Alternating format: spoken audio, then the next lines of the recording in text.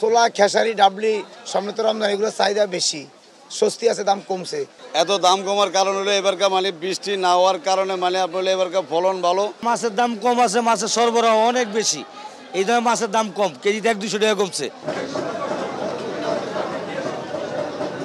ইলিশ মাছের দাম এখন তো আর ইলিশ মাছের সিজন না, ইলিশ মাছের দাম বেশি। এগুলা হলো 1 কেজি 300-400 গ্রাম, এটি বিক্রি করতে হচ্ছে 2600 টাকা কেজি। আর 1 কেজির যেটা এটা কেজি 2400 টাকা। আর এই 900 গ্রাম যেটা এটার কেজি হইলো আপনার 1800 টাকা কেজি। আর 500-600 গ্রাম যেটা 1600 টাকা কেজি।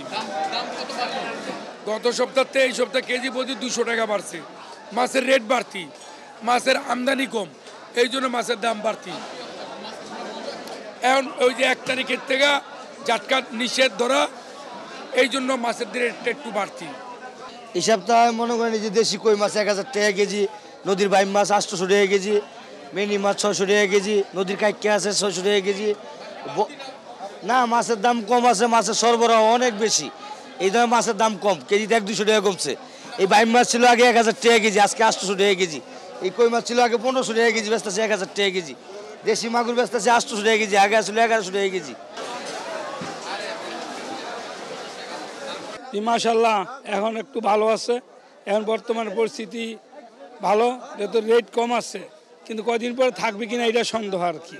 যদি এইভাবে চলে তো এই গরিবের জন্য, সাধারণ জনগণের জন্য, মাঝারি টাইপের যারা আছে ওদের জন্য মঙ্গল হবে আর কি। এরকম থাকা উচিত, কিন্তু 2 দিন পরে তো থাকবে না। সমস্যা হচ্ছে এইখানে সিন্ডিকেট করে এটাতে বাড়াই ফেলে।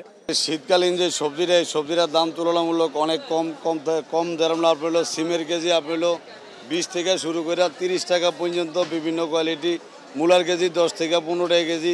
পেঁপের কেজি হলে আপনার 30 থেকে 35 টাকা কেজি। টমেটো হলে আপনার 20 থেকে 30 টাকা কেজি। গাজর হলে আপনার 20 থেকে আপনার 30 টাকা কেজি। আলু হলে আপনার 20 থেকে 15 টাকা কেজি।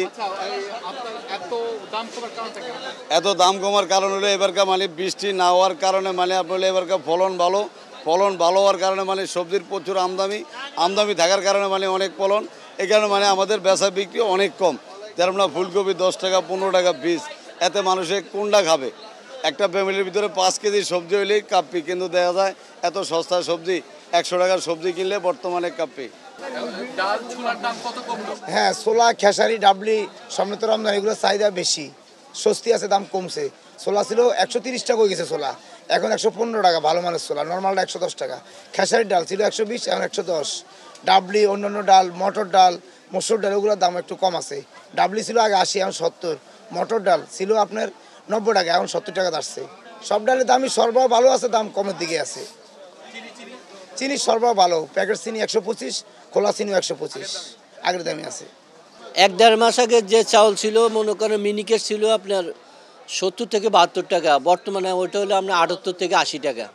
তারপরে আপনার 28 চাউল ছিল মনে করেন 54 টাকা, 52 থেকে 54 টাকা, সেটা এখন 60 টাকা।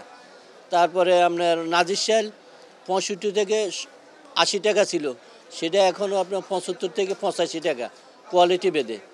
এখন সিজন বাড়ার কোনো প্রশ্ন ওঠে না। এটার বাড়ার কারণে এত মানে বড় বড় কনজিউমার কোম্পানি প্লাস যারা ওই বড় বড় মেলার আছে, এদের কারণে এই বাজারটা বাড়তে। কারণ সরকারও আমদানি করছে, বাজারজাত হয়েছে, প্লাস মনে করেন একটা সিজন বাড়ার কোনো প্রশ্ন ওঠে না, পর্যাপ্ত পরিমাণ ধান চাউল আছে। বাড়ার মার একমাত্র কারণ কনজিউমার কোম্পানি আর বড় বড় মেলাদের কারণে। এখন বর্তমানে গরুর বাজার কিছু ঊর্ধ্বগতিতে আছে, এই জন্য গোস্তের দাম কিছু বাড়তি। এখন বর্তমানে একের নিচে 750 টাকার নিচে হলে কি বেচা যায় না, উপরে বেচতে হয়। তো এই জন্য মনে করেন গরুর জন্য কিছু কেরাচিসের জন্য এই টাইমটার ভিতরে এখান থেকে ধরে এখন পর্যন্ত কুরবানি পর্যন্ত কিছু কেরাচি হবে। এখন বর্তমানে আমরা কেজিতে 20 টাকা বাড়াইছি, কারণ মার্কেটে আরও বেশি বাড়ছে। আমরা কেজিতে গেলে আমাদের হোলসেল মার্কেট, তো হোলসেল হিসেবে আমরা মার্কেটের দাম কম, সবাই থেকে সেবা দেওয়ার জন্য কমাই রাখি, 20 টাকা করে বাড়ছি। আমরা বেশি করতেছি এখন বর্তমানে 740 থেকে 50-এর ভিতরে বিক্রি করতেছি।